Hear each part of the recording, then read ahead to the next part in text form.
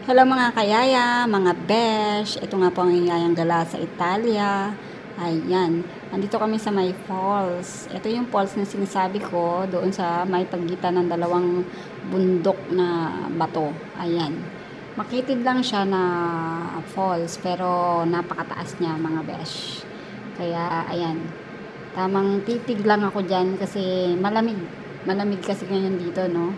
Winter naman kasi ngayon sa Italia. Pero sige pa rin sa gala ang yung gala. So, yan. Hindi ko mahawakan ng tubig dahil napakalamig yan. Kaya tamang ano lang, mustra na lang ako sa aking taga-video. Nasabi ko ay kuhanan niya para naman makita nyo, no? Share ko ang aking nakita sa inyo. Ganoon. Yun, charot. Yan, napakaganda talaga ng nilikha ng ating Panginoon na nakaka-appreciate. Ngayon ko lang na-appreciate ang mga kalikasan, patawarin.